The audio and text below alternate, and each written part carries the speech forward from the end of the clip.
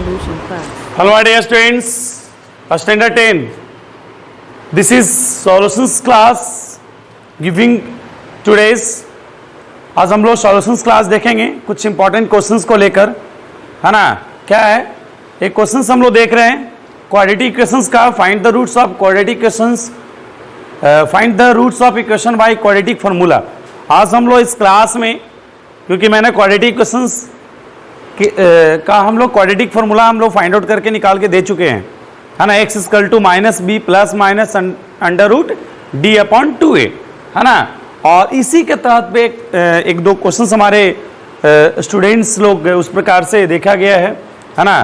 तो हम चाहेंगे कि जो भी आपका भी इस तरह के प्रॉब्लम होगा तो इराइज करेंगे हमारे इस यूट्यूब चैनल्स के माध्यम से, अपने कमेंट बॉक्स में इराइव करेंगे स्टैंडर्ड 10 के, क्योंकि ये स्टैंडर्ड 10 का स्टूडेंट्स हम लोग का सीबीएसई बोर्ड का एग्जाम देने वाले हैं आप लोग।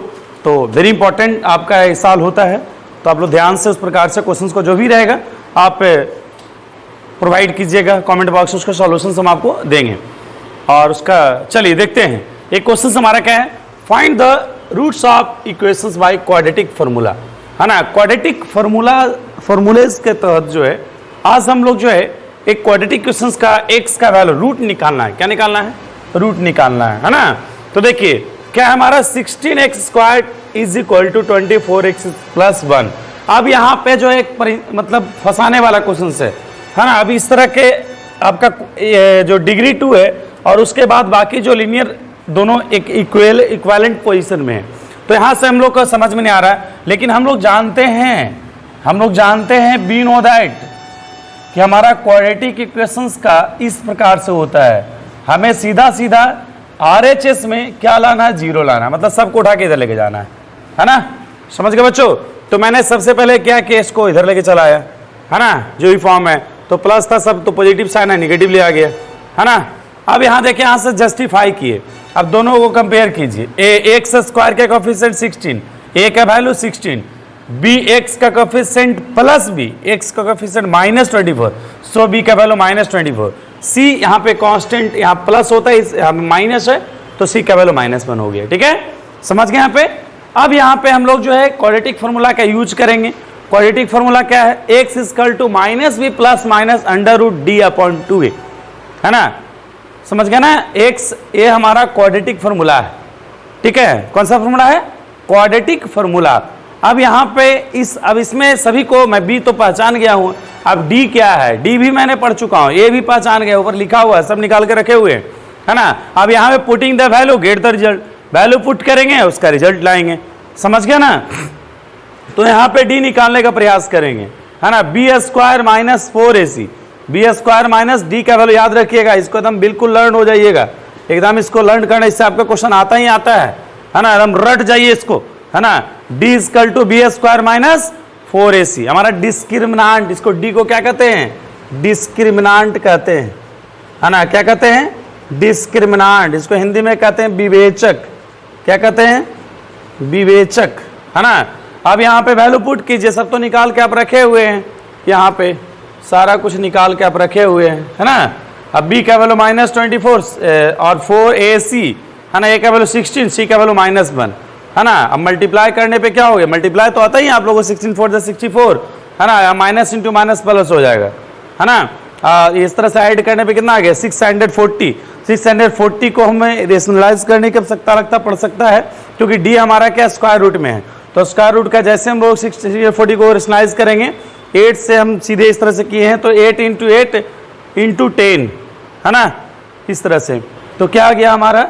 8 रूट 10, है ना। Minus into minus 24 plus minus 32, है ना। नीचे तो 2 इंटू ए हो गया 16, है ना। यहाँ तक समझ में आ गया सभी को? सबको समझ में आ गया? ठीक है। तो हमारे इस यूट्यूब चैनल से आपको सीबीएसई बोर्ड्स का, है ना, डिफरेंट क्वेश्चन, जो कि मतलब क्रिटिकल क्वेश्चंस को है, आपको हम सॉल्यूशंस देंगे इस चैनल्स के माध्यम से। तो स्टैंडर्ड 10 इस साल आपके लिए हम जम के लगे हुए हैं, और मैथ, साइंस, है ना, आने वाले समय में एसएस, इंग्लिश और सभी टीचर्स टीम हम यहाँ पे इस चैनल्स के माध्यम से आर्यभट्ट सीबीएसई इंस्टीट्यूट में हम आपको देने का कार्य करेंगे, है ना। चलिए तो यहाँ पे क्या हो गया 8, यहाँ पे 24 और 8 देखिए हमारा कॉमन में है तो 8 कॉमन निकाल लिया गया है ना, तो 3 यहाँ बचा है ना, तो कॉमन तो आता ही है √10 है ना। अब यहाँ पे देखिए 8 से कैंसिल आउट हो गया 34 4 टाइम्स में है ना, समझ में आ गया, नीचे 4 आ गया। अब यहाँ पे 3 प्लस माइनस, अब यहाँ जैसे आ गया तो यहाँ देखिए ये जो वैल्यू जो होता है x = -b plus minus √d upon 2a, इसका 2 अल्फा क्या होगा, अल्फा का वैल्यू -b, एक बार प्लस ले लीजिएगा तो अल्फा हो जाएगा है ना, और बीटा क्या होगा -b minus √d upon 2a, इस तरह से समझ गए बच्चों है ना। तो अल्फा और बीटा है ना वैल्यू आ गए, ठीक है, बस हमारा है।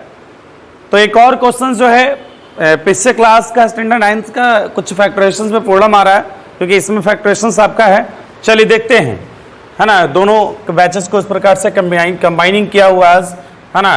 तो देखिए क्वेश्चन है 25x² - 10x + 1 - 36y² है ना, इसको कैसे फैक्टराइजेशन करेंगे है ना। यहाँ पे 2 टर्म होता है, इस तरह के क्वेश्चंस को ये फैक्टराइजेशन जो बताने जा रहा है इस फॉर्म वाला आज है, a² - b² है ना, a² - b²।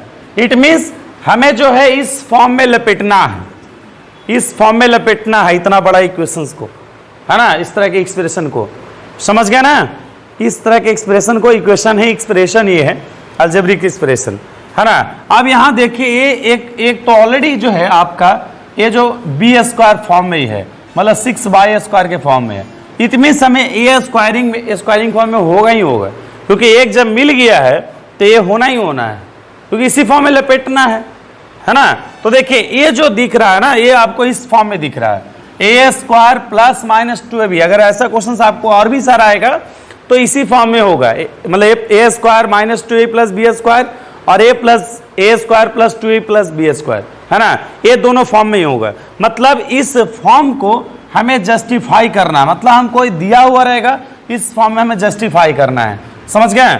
और इस फॉर्म को जो है परफेक्ट स्क्वायरिंग मेथड के तहत पे जो है करना है, मतलब इस तरह से a + b² या a - b², ये डिपेंड करेगा, माइनस रहेगा तो a - b² का आंसर परफेक्ट स्क्वायर में, अगर यहाँ प्लस रहेगा तो a + b² रहेगा, समझ गए। चलिए अब यहाँ देखते हैं अब कैसे इसको करेंगे, कैसे है ना, हाउ टू डू है ना, हाउ टू डू है ना। यहाँ पे एक स्टैंडर्ड 9 के लिए सवाल आ जाता है, सर इसको करेंगे कैसे। देखिए ध्यान से समझिएगा, a² आपका जो फॉर्मूला है, पहला टर्म स्क्वायर है और तीसरा टर्म क्या है, स्क्वायर है। तो पहला टर्म और तीसरा टर्म अगर दोनों स्क्वायर है तो हमें जो है क्या करना है, फर्स्ट टर्म और थर्ड टर्म को स्क्वायर करना है, फर्स्ट टर्म थर्ड टर्म को क्या करना है, स्क्वायर करना है। तो 25x², तो ये तो 5x का 5 का स्क्वायर 25x का स्क्वायर है ना, तो 5x का स्क्वायर है ना, -2ab, a हो गया 5x और b यहाँ पे 1 है, ये तो दिख ही रहा आपको, क्योंकि हमने पहले ही कर लेंगे, सॉरी ये हमें नहीं, पहला टर्म का स्क्वायर और थर्ड टर्म का स्क्वायर, सबसे पहले ये दोनों फॉर्म करेंगे, ये स्टेप फर्स्ट में हो जाएगा। और स्टेप फर्स्ट में क्या करेंगे, फर्स्ट टर्म का स्क्वायर और थर्ड टर्म का स्क्वायर करने का पहले प्रयास करेंगे, समझ गया बात हमारा। और उसके बाद जो है 2 से, अब इस तरह से ये आया, उसके बाद क्या करोगे, 2 से मल्टीप्लाई करके ये दोनों को मल्टीप्लाई, a और b का 2ab है ना, तो ये हमारा कितना हो गया 5x है और b कितना 1, तो क्या हो गया, देखिए तो मल्टीप्लाई करने में 10x आ रहा है, यही जस्टिफाई हो गया, क्या हो गया, यही क्या हो गया, जस्टिफाई हो गया, समझ गया सभी लोग है ना। अब यहाँ देखिए मैं पहले ही बोल दिया कि माइनस है तो a - b का स्क्वायर होगा है ना, बस हमारा, और इस तरह से हो गया है ना। अब यहाँ पे क्या कीजिए, एक बार प्लस कर दीजिए a + b और a - b है ना। बाकी इसी तरह से बहुत सारा क्वेश्चंस आपको बुक्स में दिया हुआ है, वाले एनसीईआरटी जो भी है, RD शर्मा जी इस बुक से बनाना चाहते हैं, Pearson. Okay, thanks a lot.